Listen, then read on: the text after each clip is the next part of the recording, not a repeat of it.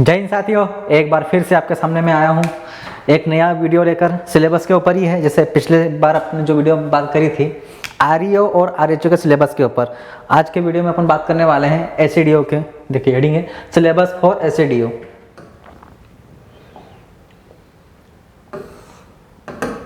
तो एसईडीओ का सिलेबस क्या है, क्या क्या आपको पढ़ना रहेगा, उसके बारे में अपन जानकारी ले लेते हैं। देखो पहली यूनिट में आपको क्या करना है, ठीक, agriculture its importance in national economy. बोलेंगे सर ये तो हमने आरईओ में भी देखा था। हाँ देखो बहुत सारे टॉपिक ऐसे हैं जो कि आरईओ और एसईडीओ में क्या है, कंपलसरी है, वो आपको पढ़ना ही पढ़ना। जैसे जनरल एग्रीकल्चर होगा, ठीक है, एग्रीकल्चर की फील्ड की कोई सी भी एग्जाम हो, जनरल एग्रीकल्चर तो कॉमन ही हो जाता है, ठीक। तो बहुत सारे ऐसे टॉपिक आएंगे यहाँ पर भी। Agroclimatic and agro ecological zones अपने को पढ़ना है। Geographical distribution of crop plants. Geographical distribution से मतलब होता है कि जो क्रॉप्स है, मेजर जो क्रॉप्स अपन पढ़ेंगे, फील्ड क्रॉप, सीरियल्स क्रॉप और जमाने भर की चीज़ें, तो वो किन किन स्टेट्स में क्या करी जाती है, उनका प्रोडक्शन किया जाता है, उनका कल्टीवेशन किया जाता है, वो अपन पढ़ेंगे इंडिया के अंदर, ठीक है।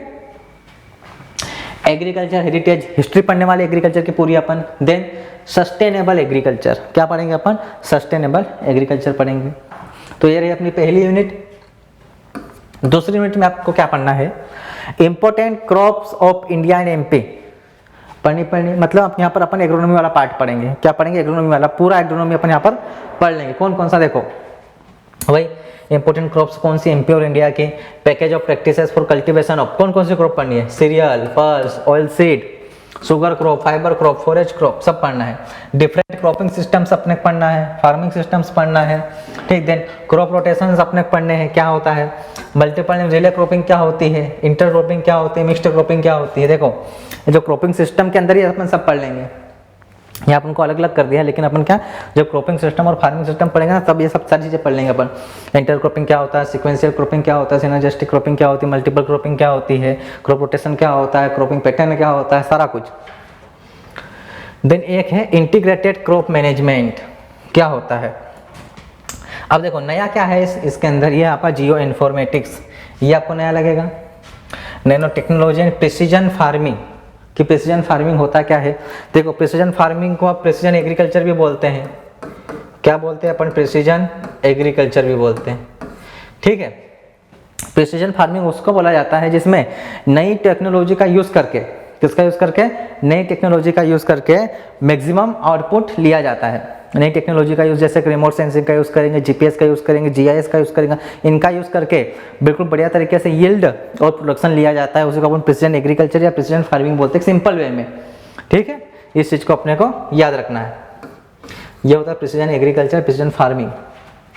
तीसरी यूनिट क्रॉप वेदर रिलेशनशिप, मतलब एग्रोमेट्रोलॉजी अपन पढ़ने वाले हैं कि वेदर और क्रॉप के बीच में रिलेशनशिप कैसा रहता है, ठीक। जैसे देखो किसके बारे में पढ़ेंगे, फ्लड क्या होता है पढ़ेंगे, कोल्ड वेव्स आपको पढ़ना है, फ्रोस्ट क्या होता है, मेट्रोलॉजिकल सर्विसेज टू एग्रीकल्चर, कौन कौन सी सर्विस प्रोवाइड करता है एग्रीकल्चर के लिए, वो अपन को पढ़नी है। क्लाइमेट चेंज क्या होता है एंड क्लाइमेट रेजिलेंट एग्रीकल्चर, भाई क्लाइमेट चेंज हो रहा है तो उसके अकॉर्डिंग कैसे अपन क्रॉपिंग प्लानिंग करेंगे, भाई कैसे अपन एक प्लान बनाएंगे कि कौन सी कल्टीवेशन अब करनी चाहिए, ठीक। रिमोट सेंसिंग ये यहीं पढ़ लेंगे, जो प्रिसीजन एग्रीकल्चर है ना, वो जियो इन्फॉर्मेटिक्स सेकंड यूनिट में ये खत्म हो जाएगा अपना, ठीक है। कंटिजेंट क्रॉप प्लानिंग ये भी इधर ही पढ़ लेंगे अपन, क्लियर हुआ। चलो चौथी unit soil as a medium for plant growth and its composition. भाई सबको पता है प्लांट ग्रोथ के लिए सॉइल क्या है, एक मीडियम का काम करती है, हैबिटेट है प्लांट के लिए, क्लियर है। चलो इसका कंपोजिशन पढ़ना ही है। Minerals and organic constitutes of the soil, soil के अंदर पाए जाने वाले मिनरल्स कौन कौन से हैं, उनके अंदर कौन कौन से ऑर्गेनिक मिनरल्स होते हैं, कौन कौन से ऑर्गेनिक कंपोनेंट्स होते हैं, वो सारी चीज़ें अपन पढ़ने वाले हैं यहाँ पर। और उनका रोल क्या है क्रॉप प्रोडक्शन में, उनका रोल क्या है क्रॉप प्रोडक्शन में, वो भी अपन देखने वाले हैं। वहीं पर soil types of India and MP, भाई इंडिया और एमपी में कितने टाइप की सॉइल पाई जाती है, तो एमपी की अलग, इंडिया की अलग, ठीक है। इस चीज़ को भी याद रखना, अपन के बारे में भी यहाँ पर क्या करने वाले हैं, देखने वाले हैं कि सॉइल जो इंडिया की है वो कौन कौन सी होती है। देन उसके बाद अपन क्या पढ़ने वाले हैं, वही chemical, physical and microbial properties. Microbial properties का मतलब है बायोलॉजिकल प्रॉपर्टीज। मैंने पिछले जिसमें समझाया था सिलेबस में, आ रही हो जब सिलेबस अपन डिस्कस करी थी तभी अपन ने बात की। माइक्रोबियल मतलब बायोलॉजिकल प्रॉपर्टी का मतलब है अपने क्या पढ़ना है, सॉइल में क्या समझना है, सॉइल बायोटा का समझना है। किसको समझना है, सॉइल बायोटा का। और सॉइल बायोटा का मतलब क्या होता है, माइक्रो ऑर्गेनिज्म। तो इसको बायोलॉजिकल प्रॉपर्टी बोले या फिर माइक्रोबायोलॉजिकल प्रॉपर्टी बोले, बात एक ही है, ठीक है। फिर एसेंशियल प्लांट न्यूट्रिएंट, उनके फंक्शन, रोल, इंपॉर्टेंट, उनकी डेफिशिएंसी, सिम्टम्स, ठीक है। Occurrence and cycling in soil. Cycling in soil में अपन क्या पढ़ने वाले हैं साहब, nitrogen cycle, sulphur cycle, phosphorus cycle, iron cycle, ये सारी साइकिल्स अपन देखेंगे, ठीक है। फिर फर्टिलाइजर का क्लासिफिकेशन देख लो, कैसे स्टेट फर्टिलाइजर क्या होता है, कॉम्प्लेक्स क्या होता है, मिक्स्ड फर्टिलाइजर क्या होता है, बायो फर्टिलाइजर क्या होता है, ये सारे अपन पढ़ने वाले हैं, ठीक है। Then integrated nutrient management for plant, INM, पहले अपन डिस्कस कर चुके, ये पढ़ने वाले हैं।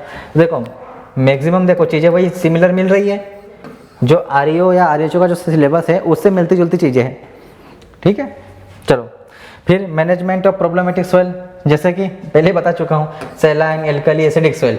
REO में सिर्फ इतना दिया था, मैनेजमेंट ऑफ प्रॉब्लम सॉइल्स, नाम नहीं दिया था, लेकिन यहाँ पर नाम, लेकिन मैंने आपको बता दिया था पर जरूर कि कौन से होते हैं, सैलाइन, एल्कली, एसिडिक सॉइल होती है, ठीक है। फिर सॉइल एंड वाटर कंजर्वेशन या फिर सॉइल एंड वाटर मैनेजमेंट पढ़ने वाले हैं। इरिगेशन मेथड्स पढ़ेंगे, ये एक नया है यहाँ पर जोड़ दिया है। सॉइल इरोजन भी यहाँ पर ऐड किया है, उससे क्या कारण है, कैसे उसको कंट्रोल करेंगे अपन। रेन वाटर कंजर्वेशन कैसे करेंगे, जैसे अपन वाटर हार्वेस्टिंग करते हैं ना, रेन वाटर कंजर्वेशन करने का तरीका क्या है, बेस्ट वाटर हार्वेस्टिंग, ठीक। वाटर सेट डेवलपमेंट, ये पढ़ने वाले। रेनफेड फार्मिंग क्या होती है, उसके प्रिंसिपल, उसके प्रैक्टिसेस अपन देखने वाले हैं यहाँ पर। तो थोड़ा बहुत जो नीचे का ये है, 2-3 चैप्टर ये एक्स्ट्रा ऐड किए यहाँ पर सॉइल साइंस के टॉपिक में, बाकी तो सब वही है अपना जो REO के सिलेबस में अपन ने डिस्कस किया था। आगे बढ़ते अपन 5th नंबर की यूनिट से अपनी। देखो साहब 5वें नंबर की यूनिट में आपको क्या पढ़ना है, यहाँ पर देखो सबको एक साथ कर दिया उन्होंने डिस्क्राइब। 5 यूनिट में क्या क्या चीज़ें आएगी, बायोकेमिस्ट्री पूछा जाएगा, फिजियोलॉजी पूछा जाएगा, माइक्रोबायोलॉजी पूछा जाएगा, एनवायरमेंटल साइंस पूछा जाएगा। मतलब 4 सब्जेक्ट पूछे जाएंगे आपको एक ही टॉपिक में। जैसे fundamentals of plant biochemistry and biotechnology, तो बायोकेमिस्ट्री एंड बायोटेक्नोलॉजी सिर्फ फंडामेंटल्स आपको पढ़ना है, जो बेसिक चीज़ है ना सिर्फ वो आपको पढ़नी, पूरी डिस्क्राइब में नहीं पढ़नी है, ठीक। जैसे बायोकेमिस्ट्री में आप क्या पढ़ लोगे साहब, कार्बोहाइड्रेट क्या होता है, फैट क्या होता है, प्रोटीन्स क्या होता है, यहाँ सबसे ज़्यादा क्वेश्चन बनेंगे, तो वहाँ पर आपको फोकस करना है। देन बायोटेक्नोलॉजी, तो जो सिंपल चीज़ें होती है वो अपने को पढ़नी है, ठीक। देन उसके बाद फंडामेंटल्स ऑफ क्रॉप फिजियोलॉजी, तो क्रॉप फिजियोलॉजी के फंडामेंटल मतलब जैसे फोटोसिंथेसिस, एब्जॉर्प्शन, ट्रांसलोकेशन, रेस्पिरेशन, ये फंडामेंटल्स है। एग्रीकल्चर माइक्रोबायोलॉजी का फंडामेंटल क्या पढ़ना है, इसमें सिंपल से बैक्टीरिया क्या होता है, फंगस क्या होता है, ये चीज़ें पढ़नी है आपको, ठीक। सिंपल उनकी क्या क्या कैरेक्टरिस्टिक्स होते हैं वो सारी चीज़ें। Environmental studies and disaster management, भाई अब इसमें क्या पढ़ोगे, डिजास्टर मैनेजमेंट सारी चीज़ें आती है इसके अंदर, फ्लड आता है आपका, साइक्लोन्स आता है, सारी चीज़ें, लेकिन बेसिक चीज़ें उनको कैसे कंट्रोल करोगे आप, ठीक है। डिजास्टर मतलब क्या होती है, आपदा। डिजास्टर का मतलब क्या होता है, आपदा, और मैनेजमेंट का मतलब क्या होता है, प्रबंधन। तो आपदा प्रबंधन पढ़ना है आपको। आपदा का मतलब क्या होता है, ठीक है ना, ऐसी कोई सी भी परेशानी साहब जो अपने कंट्रोल से बाहर है और कैसी हो रही है, वो नेचर के थ्रू हो रही है, उसी को अपन बोलते हैं डिजास्टर, आपदा, जो बहुत बड़ी पॉपुलेशन को क्या कर सकते हैं, नुकसान पहुंचा सकती है, उसी को अपने को मैनेज करना है, कंट्रोल करना है। क्लियर हुआ। Then introduction to forestry, forestry के बारे में अपन पढ़ लेंगे यहीं पर, फॉरेस्ट्री के साथ साथ में एग्रो फॉरेस्ट्री भी यहीं पर देख लेंगे। क्या देख लेंगे, एग्रो फॉरेस्ट्री। क्या होता है एग्रो फॉरेस्ट्री, एग्रीकल्चर क्रॉप के साथ में फॉरेस्ट क्रॉप को ग्रो करना। सिंपल सी डेफिनेशन, वर्ड को तोड़ दो, डेफिनेशन अपने आप समझ में आ जाएगी, वर्ड का मीनिंग। 6 नंबर की यूनिट में आपको क्या देखना है, देखो elements of genetics and plant breeding as applied to improvement of crops, वही एक लाइन जो REO के सिलेबस में है, कॉपी पेस्ट मार दी है, ठीक है। उसके बाद डेवलपमेंट ऑफ प्लांट हाइब्रिड्स, भाई प्लांट के हाइब्रिड्स का डेवलप कैसे करोगे, सिंपल सी बात होता है, हाइब्रिड डेवलप कैसे किया जाता है, एक A है, इसका क्रॉस B के साथ करवाओ, जो प्रोजेनी बनेगी वो क्या रहेगी, AB, तो इस AB को क्या बोलेंगे अपन, हाइब्रिड। ऐसे डेवलप करवाते हैं अपन हाइब्रिड, ठीक है ना। अब ऐसे समझ में नहीं आया, समझो। जेनेटिकली 2 क्या होने चाहिए अपने पास में, अलग अलग लिविंग चीजें होनी चाहिए, लिविंग थिंग होनी चाहिए। जैसे कि ये देख लो, आनुवांशिक रूप से 2 शुद्ध जीव है, एक A है और एक B है। A को अपन मेल ले लो, B को अपन फीमेल ले लो, ये जेनेटिक रूप से बिल्कुल प्योर है, दोनों मेल और फीमेल, ठीक है ना। भले अलग अलग इसके स्पीसीज के हो सकते हैं, लेकिन कैसे हैं, बिल्कुल प्योर है। जब इनका क्रॉस करवाते हैं, वो जो फर्स्ट जनरेशन मिलती है अपने को, जिसको अपन क्या बोलते हैं, फर्स्ट जनरेशन को F1, जो F1 मिलेगी वो क्या मिलेगी, AB। ए का क्रॉस अगर बी के साथ करवाएंगे क्या मिलेगा, AB मिलेगा। तो इस AB के अंदर 50% कैरेक्टर ए के रहेंगे, 50% कैरेक्टर बी के रहेंगे, आधे आधे कैरेक्टर दोनों के आएंगे। तो मतलब क्या होगा, ये हाइब्रिड हो गया, मतलब दोनों का मिला जुला रूप, दोनों से बना हुआ एक नई चीज। इनमें इस जो ए बी के अंदर ए और बी दोनों के कैरेक्टर है, इसलिए अपन उसको हाइब्रिड बोलते हैं। इसको F1 भी बोला जाता है, क्यों, क्योंकि ये प्रथम पीढ़ी है, फर्स्ट जनरेशन है इसलिए। तो क्रॉसिंग करवाएंगे तो क्रॉस को समझना पड़ेगा अपने को पहले, भाई क्रॉस होता क्या है, तभी तो आप हाइब्रिड समझ पाओगे हाइब्रिड क्या होता है। ठीक है, चलो आगे बात कर लेते हैं अपन। उसके बाद आपने क्या पढ़ना है, सिंपल सी बात है, important hybrid and composites variety of crop. Crop की जो हाइब्रिड वैरायटीज है वो पढ़नी है आपको, कंपोजिट वैरायटी होती है वो आपको पढ़नी है। क्लियर हुआ। जैसे कि मैं अगर मैं बात करूँ तो जो फेमस वैरायटी है उनसे क्वेश्चन आता है, जैसे सोरगम की एक वैरायटी है CSH फर्स्ट, ठीक है ना, इससे क्वेश्चन आता है। ठीक, जैसे कि हाइब्रिड 4 कॉटन की एक वैरायटी है, इससे क्वेश्चन 4 आता है आपको। ठीक है ना। देन HB फर्स्ट एक ये वैरायटी है बाजरा की, इससे क्वेश्चन आपको पूछा जाता है। क्लियर हुआ। एक हाइब्रिड वैरायटी है गंगा फर्स्ट, इससे क्वेश्चन पूछा जाता है। ये कुछ फेमस वैरायटी जिनसे क्वेश्चन आपको पूछे जाते हैं एग्जाम में, तो उन्होंने ऐड कर दिया है कि भाई यहाँ से क्वेश्चन आ सकते हैं, पढ़ के रखना, तैयारी करके रखना। 7th नंबर के यूनिट में क्या पढ़ना अपने को, यहाँ पर आ जाता है हॉर्टिकल्चर। क्या हो जाता है, हॉर्टिकल्चर पूरा पढ़ना है। देखो अब बार बार वही, पूरा वही का वही है, जो आर्यो के सिलेबस में ना हॉर्टिकल्चर पूरा वही का वही सेम है, उसके अलावा कुछ भी एक्स्ट्रा इसमें नहीं है, तो वही पढ़ना अपने को 7वें यूनिट में। तो 8वें यूनिट में पूरा अपना प्लांट प्रोटेक्शन है। जो 8 नंबर की यूनिट है उसमें क्या अपना है, प्लांट प्रोटेक्शन है। क्या पढ़ना अपने को, प्लांट प्रोटेक्शन पढ़ना है। ठीक है, चलो जैसे IWM इंटीग्रेटेड वीड मैनेजमेंट, वहाँ नहीं था लेकिन यहाँ पर है, serious weeds and their control.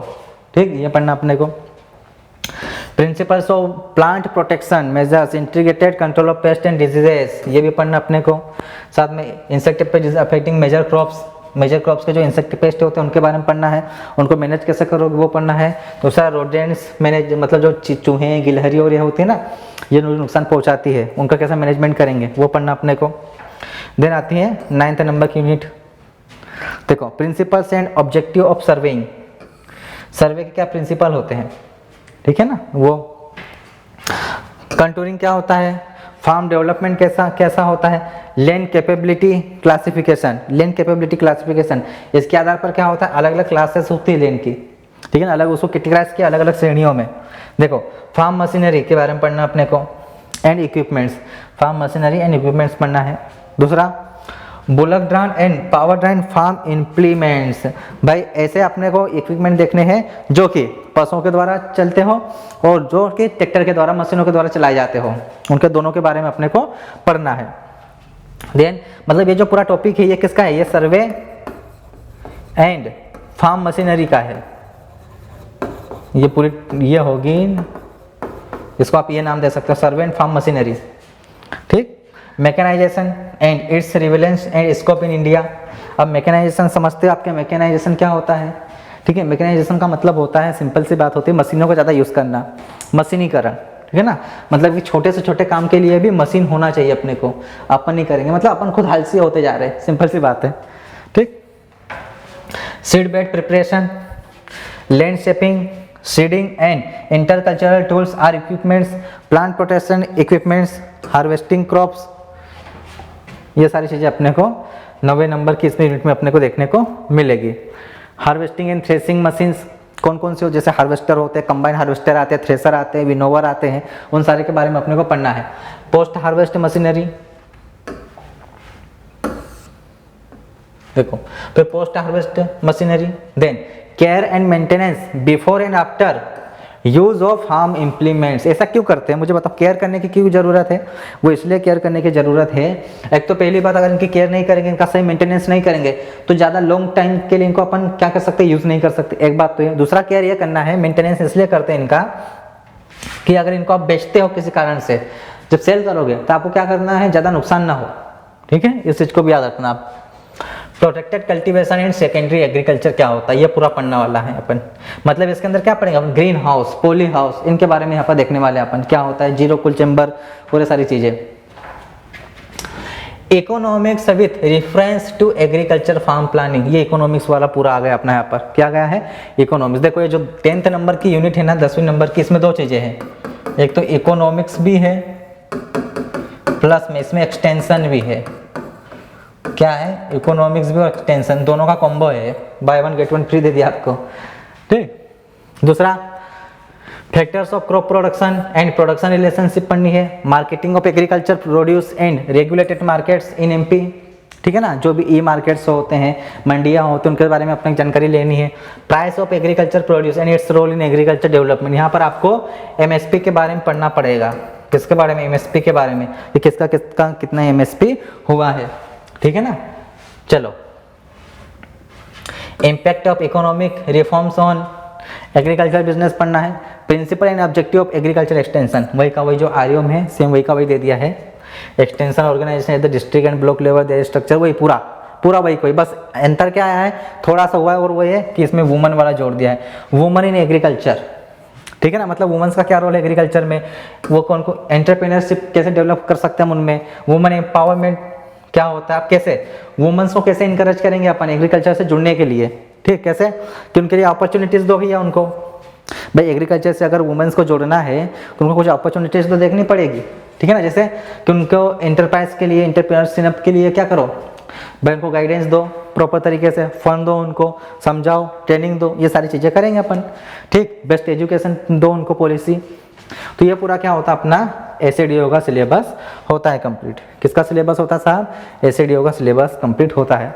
तो आपको क्या करना है, सिर्फ आपको एक चीज़ करनी है, क्या, मेहनत।